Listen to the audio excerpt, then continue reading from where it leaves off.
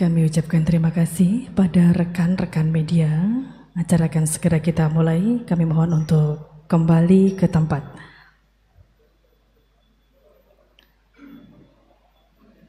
Assalamualaikum warahmatullahi wabarakatuh. Selamat pagi dan salam sejahtera untuk kita semua. Yang terhormat Gubernur Daerah Istimewa Yogyakarta Sri Sultan Hamengkubuwono X, yang kami hormati Wakil Bupati Bantul dan Wakil Bupati Gunung Kidul, yang kami hormati para asisten dan kepala OPD Daerah Istimewa Yogyakarta atau yang mewakili undangan dan hadirin yang berbahagia. Kami haturkan selamat datang di Bangsal Kepatihan dalam upacara pengukuhan Lurah Kabupaten Bantul hasil pemilihan tahun 2022 dan Lurah pengganti antar waktu Kabupaten Gunung Kidul sebagai pemangku keistimewaan. Bapak Ibu yang berbahagia, berikutnya kita akan mengikuti prosesi pengukuhan Lurah Kabupaten Bantul hasil pemilihan tahun 2022 dan Lurah pengganti antar waktu Kabupaten Gunung Kidul sebagai pemangku keistimewaan. Untuk itu, Bapak Ibu para lurah yang akan dikukuhkan, kami mohon untuk dapat menempatkan diri di bangsal atas.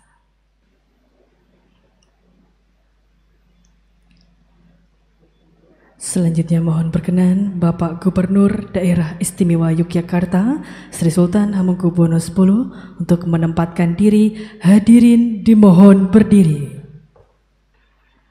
Dengan mengucapkan syukur kehadirat Tuhan Yang Maha Esa atas rahmat dan taufiknya, pada hari ini Rabu tanggal 16 November 2022. Saya Gubernur Daerah Istimewa Yogyakarta dengan resmi mengukuhkan saudara-saudara sebagai lurah pemangku keistimewaan Daerah Istimewa Yogyakarta. Berdasarkan satu Peraturan Gubernur Daerah Istimewa Yogyakarta Nomor 2 Tahun 2020 tentang Pedoman Pemerintahan Kalurahan. 2 Keputusan Bupati Bantul nomor 446 sampai dengan 466 tahun 2022 dan 3 Keputusan Bupati Gunung Kidul nomor 141/PG/KPTS/2022 serta nomor 141/16/PG/KPTS 2022 tentang pengesahan dan pengangkatan saudara-saudari sebagai lurah. Saya percaya bahwa saudara-saudara sebagai pemangku keistimewaan mampu melaksanakan tugas dengan sebaik-baiknya sesuai dengan tanggung jawab yang diberikan. Sesi foto dirasa cukup, dilanjutkan dengan pemberian ucapan selamat kepada para lurah yang baru saja dikukuhkan dengan salam Namaste.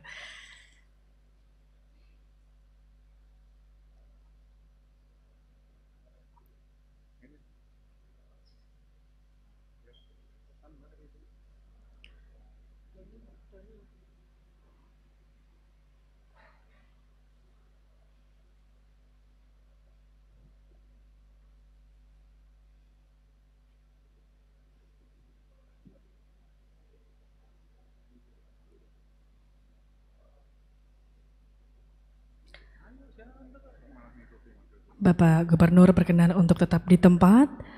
Akan kita dengarkan bersama sambutan Gubernur Daerah Istimewa Yogyakarta Sri Sultan Hamengkubuwono X. Assalamualaikum warahmatullahi wabarakatuh. Salam sehat sejahtera untuk kita semuanya. Yang saya hormati Bapak Bupati Bantul, Bupati Gunung Kidul beserta jajaran atau yang mewakili, Yang saya hormati para Kepala OPD Pemda DIY, Kepala OPD Kabupaten Bantul maupun Kabupaten Gunung Kidul yang terkait, yang saya hormati Ketua Paguyuban Lurah dan Pamong Nayantoko, yang saya hormati Ketua Paguyuban Ismoyo dan pengurus LPM DIY. Para tamu undangan hadirin khususnya para lurah se-Kabupaten Bantul dan Kabupaten Gunung Kidul yang berbahagia. Baru saja kita saksikan pelantikan dan pengukuhan lurah hasil pemilihan se-Kabupaten Bantul sejumlah 21 orang dan lurah antar waktu Kabupaten Gunung Kidul sebanyak 2 orang. Untuk itu marilah kita mengucap puji syukur kehadirat Tuhan Yang Maha Kuasa atas berkah serta rahmat-Nya, karena acara ini telah terselenggara dengan baik dalam suasana prasojo samadyo. Sudah selayaknya kita patut bersyukur pula karena berkat rahmat Tuhan Yang Maha Kuasa, DIY telah mencapai usia dasawarsa untuk keistimewaannya. Dan seperti yang sudah kita ketahui bersama, kewenangan pada urusan perangkat daerah ditetapkan dalam Peraturan Gubernur DIY nomor 25 tahun 2019. Di mana salah satu ketetapannya adalah mengubah istilah desa menjadi kelurahan yang dipimpin oleh seorang lurah sebagai pamong desa. Sejatinya sebutan pamong itu sudah lama ditetapkan lewat maklumat nomor 10 tahun 1946 yang mengubah sebutan Pangreh Projo menjadi Pamong Projo. Esensi dari maklumat ini bukan sekedar mengubah istilah, tetapi juga tata pemerintahannya serupa dengan pergeseran dari abdi negara ke abdi masyarakat.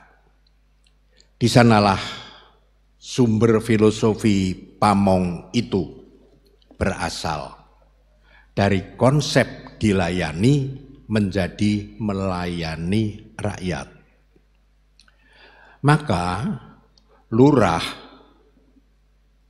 di DIY ini bukanlah hanya sekedar simbolisasi kepala kantor kelurahan, melainkan menjadi insan peradaban yang dalam integritas dirinya melekat misi anti kebodohan, anti kemiskinan yang membentuk watak anti korupsi dan penyalahgunaan wewenang. Di mana selain sebagai pengelola dana desa, kelurahan juga ditambahkan tugas dan fungsinya dalam urusan kebudayaan, pertanahan, dan tata ruang. Seluruh hadirin yang saya hormati, khususnya para lurah yang berbahagia.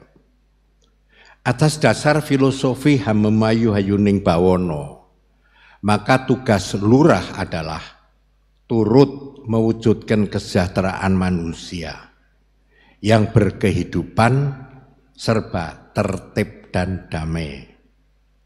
Paduan sifat tertib dan damai akan menghasilkan keselamatan dan kebahagiaan bagi dunia. Seorang lurah adalah aktor perubahan yang tepat untuk mengaktualisasikan nilai-nilai filosofi itu dalam kehidupan nyata di lingkup kelurahan. Untuk menjalankan perannya tersebut, setiap lurah dapat menjadi mediator transformasi budaya Yogyakarta kepada penduduknya sesuai dengan kearifan lokal di masing-masing wilayah. Dan untuk mendapatkan pemahaman yang lebih mendalam dan rinci, setiap lurah hendaknya mengikuti pawiyatan pamong sebagai salah satu program untuk menegaskan keistimewaan DIY. Dengan demikian, saya yakin bahwa setiap lurah dapat menjadi mediator transformasi budaya Yogyakarta kepada penduduknya sesuai dengan kearifan lokal masing-masing wilayah. Nilai-nilai budaya Jogja terbagi dalam 3 tataran. Pertama, nilai dasar, bersifat abstrak dan tetap. Dari kandungan nilainya mencakup cita-cita, tatanan dasar dari ciri khas, serta menjadi pijakan manusia Jogja. Kedua, nilai instrumental yang kontekstual dengan zaman, berupa penjabaran nilai dasar itu.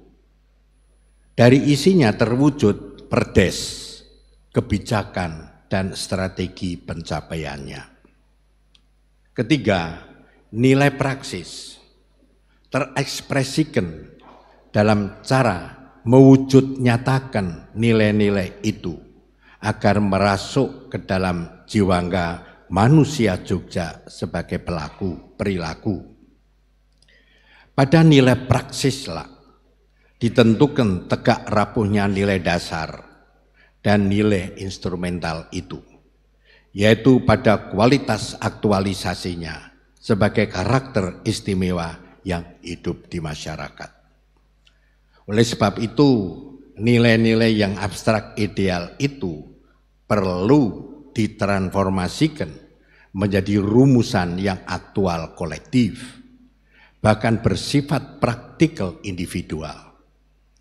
Implementasinya digambarkan sebagai gerak transformasi dari konsep dan teori menjadi aturan dan berlanjut menjadi praktek hidup membentuk peradaban Yogyakarta.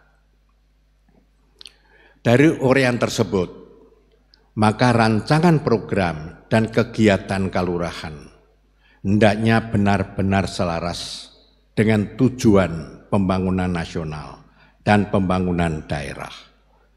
Seiring upaya menggali solusi atas berbagai tantangan real yang ada di masyarakat.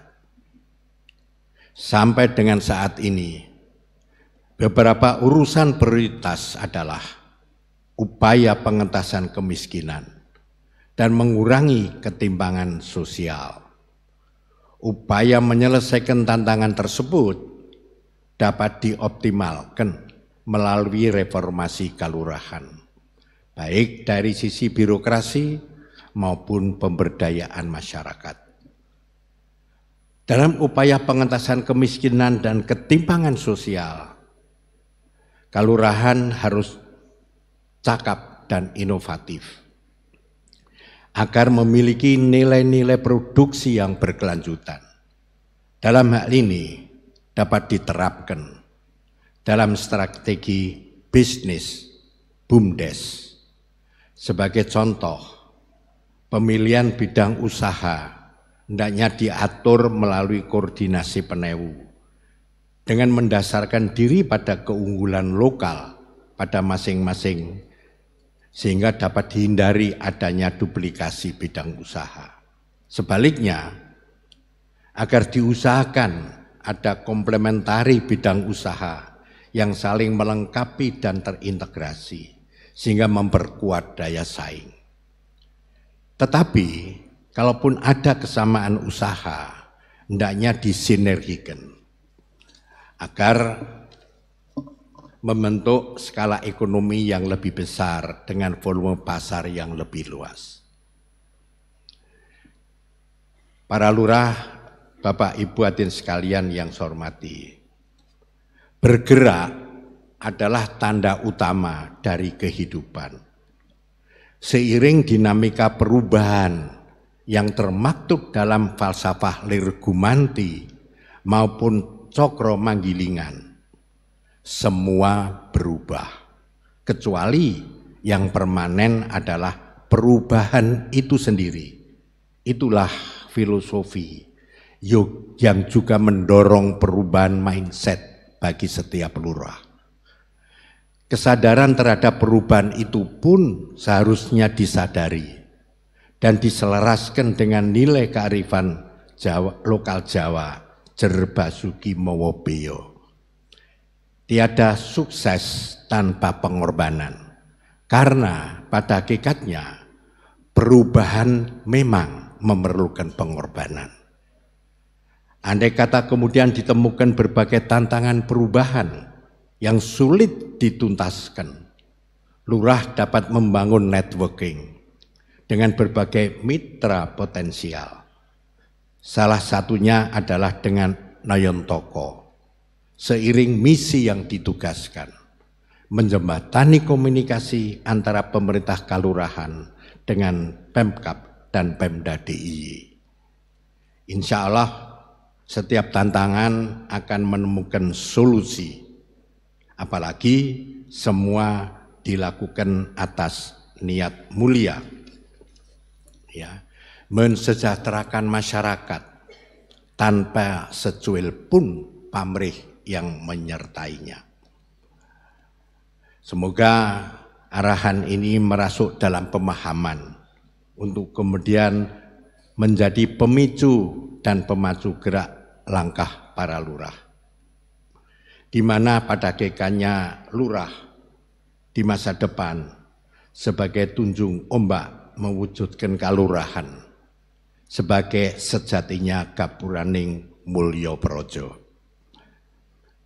Bapak Ibu para lurah, yang perlu saya tambahkan dalam kesempatan ini adalah bagaimanapun dana keistimewaan akan menjadi bagian dari dana yang akan dilaksanakan di setiap kalurahan. Yang tahun ini baru percontohan, ya, mungkin minimal 1 miliar setiap tahun di setiap kalurahan. Ya. Saya berharap uang ini bisa dimanfaatkan dengan baik. Ya, mungkin saya perlu memberikan ilustrasi sedikit. Ya, bahwa di Yogyakarta itu pertumbuhan ekonomi kita letakkan di kabupaten, sehingga di mana di kecamatan itu bisa tumbuh, gitu. Tapi fakta yang terjadi, ya, bahwa orang-orang di desa sering mengasumsikan, ya, bahwa cari pekerjaan itu yang ada di kota.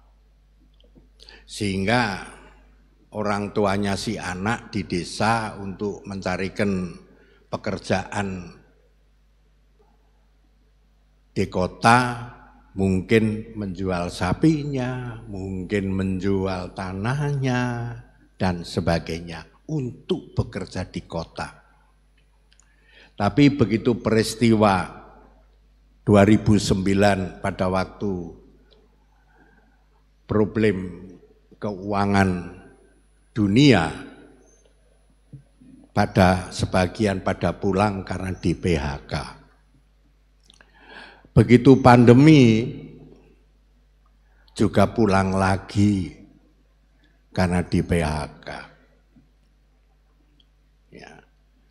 Kami sepakat di provinsi, bagaimana pertumbuhan ekonomi ini kita turunkan, bukan di kabupaten, tapi di kecamatan. Dengan di kecamatan berarti harapan saya di setiap kelurahan harus tumbuh ya kesempatan-kesempatan baru masyarakatnya bisa kerja di kelurahan itu. Ya. Dalam arti jangan berasumsi bahwa yang punya lapangan kerja itu di kota. Kalau kelurahan mungkin putra-putrinya petani sendiri mengasumsikan adanya hanya jadi petani dan mungkin nelayan. Gitu. Itu ruang harus kita buka. Kami sudah mencoba bantuan gubernur, entah itu Mangunan, entah itu Briksi, entah itu Gedang Sari, ya, yang sekarang juga di Kaliurang sebelah barat dan utara, dan sebagainya. Nyatanya di desa bisa memaintain perkembangan lapangan kerja baru bagi masyarakatnya. Ya, tidak ada bantuan gubernur yang gagal yang kami berikan. Semua tumbuh berkembang. Bapak Ibu bisa belajar dari kelurahan-kelurahan itu. Ya, sehingga harapan saya uang dana keistimewaan bukan untuk membangun bangunan yang megah, tidak. Bukan seperti APBN untuk membangun jalan, untuk membangun gorong-gorong, tidak. 1 miliar untuk investasi di kelurahan. Silahkan lewat BUMDes boleh, kelompok masyarakat boleh, bantulah rakyat Bapak yang miskin dan nganggur dengan uang 1 miliar, bukan dalam bentuk bantuan duit. Daripada Bapak nyewakan tanah pada orang lain yang setiap bulan saya tanda tangan, tak ganti. Sekarang dana keistimewaan untuk nyewa tanah kas desa untuk rakyatnya sendiri. Daripada ada penyalahgunaan, memperkaya diri. Makanya semua saya tindak lurah-lurah yang akan, saya sudah tiga kelurahan yang saya proses somasi untuk di pengadilan. Karena saya takut nanti 1 miliar ini juga habis untuk memperkaya diri. Makanya kami ingin, ya kan, investasi supaya kelurahan punya lapangan kerja. Jadi putra-putrinya tidak perlu keluar, tapi di dalam ada lapangan kerja. Silahkan. Orang miskin, orang nganggur tidak punya uang untuk sewa tanah kas desa. Pak Lurah harus nyisihkan dana keistimewaan untuk nyewa tanah kas desa. Entah itu untuk kolam lele, entah untuk perikanan, entah itu untuk pertanian. Dibayari dana keistimewaan. Mungkin 3-4 tahun, tapi karena bisnis, ya kelompok masyarakat miskin maupun penganggur, setelah 4 tahun ya nganggo nyelengi, sehingga setelah 4 tahun sing nyewa ya kelompok masyarakat, supaya nanti tanahnya bisa digilir pada yang lain dan sebagainya, kan gitu. Sehingga tanah itu lebih bermanfaat daripada orang lain yang kaya sendiri gitu. Apalagi banyak yang nyalahgunakan gitu. Ya. Jadi villa dan sebagainya, jelas itu melanggar SKGU. Toh diteruskan. Ya. Saya ingin menciptakan kelurahan yang bersih gitu. Perlu reformasi. Tidak hanya bagi birokrasinya, tapi juga pola pikir yang tadi saya utarakan. Untuk desa itu menjadi desa maju. Saya kira program 10 budaya mandiri kan sudah tahu. Hanya nanti aplikasinya bagaimana 1 miliar itu untuk investasi. membantu desa dan rakyatnya untuk tumbuh dan berkembang. Yang miskin tidak miskin lagi, yang nganggur tidak nganggur lagi, semuanya gotong royong, ya adem ayem, kompak, tapi wilayahnya maju. Bisa tanya desa-desa yang sudah mendapatkan bantuan gubernur. Semua juga sudah bisa mengurangi orang miskin dan penganggur gitu. Ini tambahan saya ya, dan saya harap nanti bapak-bapak dan ibu bisa memanage dengan baik untuk desa itu maju ya. Jangan menyalahgunakan, saya tindak. Satu lurah yang sudah saya somasi 2 kali, sekarang berproses hukum. Yang 2 nanti saya rapatkan hari Jumat untuk saya somasi karena menyalahgunakan izin gubernur dan tidak akan saya izinkan. Gitu. Karena yang rugi bukan hanya Pemda karena menyalahi izin gubernur, tapi keraton kami yang punya tanah juga dirugikan oleh mereka dan oleh lurahnya sendiri. Saya hanya ingin tahu siapa yang bermain. Keraton sudah lirgumanti. Jangan bawa karena melanggar hukum, jangan bawa ngimi-ngimi anakku nggawa duit. Semua dikembalikan. Anak-anak saya lapor semua.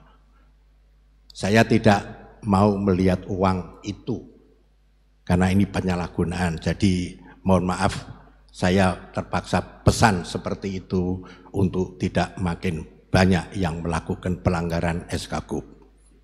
Saya kira itu saja yang bisa saya sampaikan. Terima kasih. Assalamualaikum warahmatullahi wabarakatuh.